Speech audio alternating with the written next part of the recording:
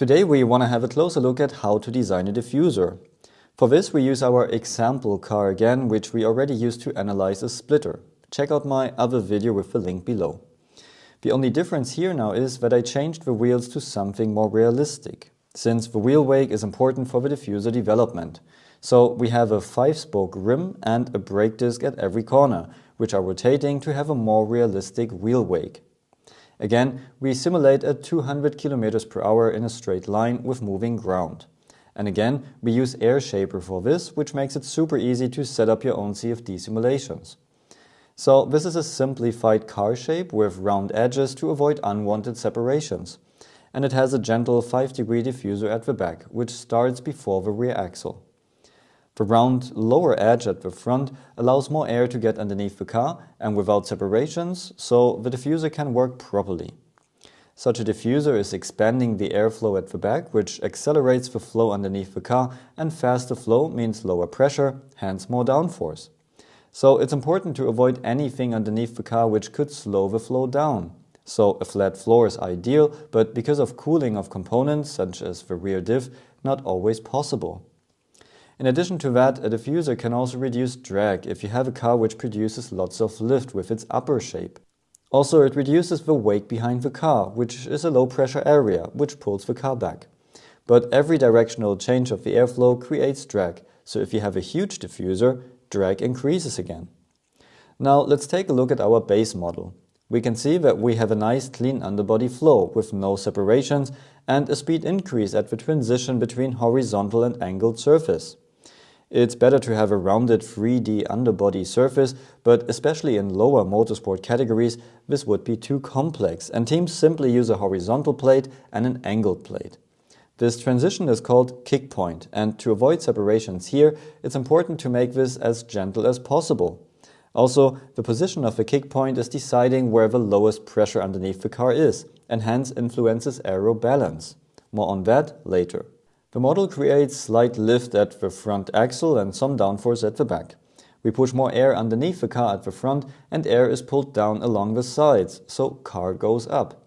Both contribute to front lift, and we will analyze how to reduce that in another episode. Furthermore, at the floor we see the rear wheel wake and especially the inner tire squirt vortex. So you can imagine the wheel driving through a puddle and water splashing to the side. It's similar for air. And the more this low energy wake pulls to the center, the less diffuser surface you have to produce downforce. So you want to have this wake as far away from the diffuser as possible. So what can we do?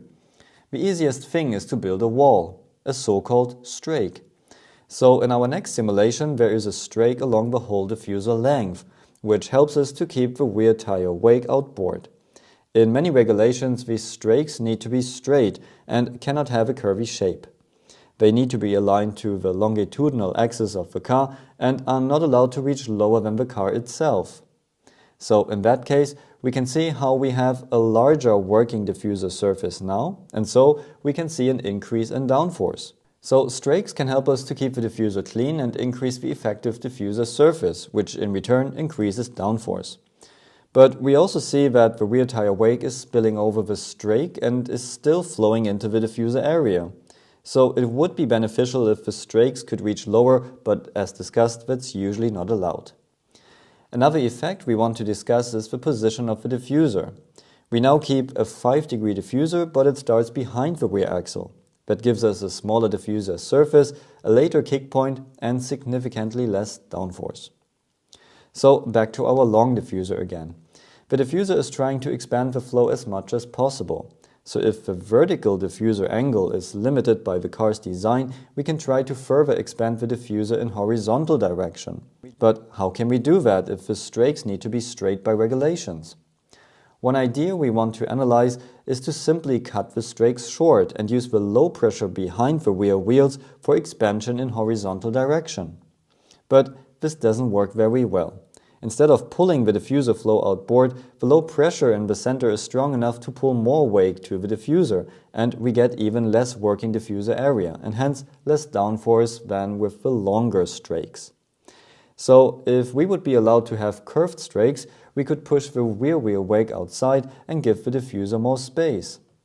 So in the next version, we can see how the diffuser has more green area, so it produces more downforce, but we can also see that the rear of the strakes are fully blue, and that's because the rear tire wake is simply spilling over these strakes.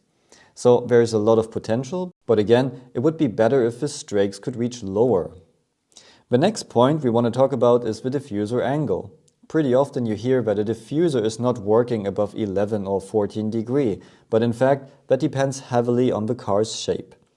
We now change the diffuser angle from 5 to 15 degrees and keep the long and straight strakes. We see a significant increase in downforce, and because the kick point is close to the rear axle, in rear downforce. We see some drag increase because the air is worked harder and all previously discussed effects are stronger. We can now see that we are pretty much on the limit of the possible diffuser angle. There is already a small separation bubble visible, and we can see an area of lower velocity close to the surface. The flow in the center is weakened and reattaches. If we now change the transition between horizontal and angled plate to a sharp edge, you can imagine what happens. The separation bubble in the center is bigger and the flow needs longer to reattach, and we lose a good amount of downforce.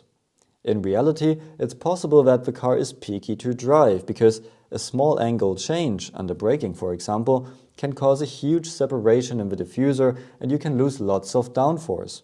Or, what I have witnessed at a lot of smaller teams, the flow is always separated and the diffuser is doing nothing. So a smooth transition between horizontal and angled surface is very important. But we see something else in the version with bigger diffuser. The tire wake is pulled inboard more violently and it's disturbing a bigger diffuser area. So what can we do to keep that wake outside? We can install another strake. With this one, the intention is to catch the tire squirt vortex and to keep the center clean. And as we can see in the next version, it works really well. We catch the tire squirt and channel it to the back while the center stays completely clean and can produce more downforce. The center surface is slightly smaller, but it has a clean flow and hence produces more downforce, while the sides still help to some extent. What we can see here nicely is the formation of straight tip vortices, which are the result of straight walls and flow which come slightly from the side. And this is the reason some top category sports and race cars have angled diffuser inlets, but in many smaller racing categories, strakes need to be straight. So by pointing the inlets outboard, you could avoid these separations. So diffuser design can be complex, but if you understand a few key points, you can design a well-working floor. So I hope you found that interesting, and if you need help with your project, feel free to reach out to me and check out AirShaper to run your own simulations. See you at the next one.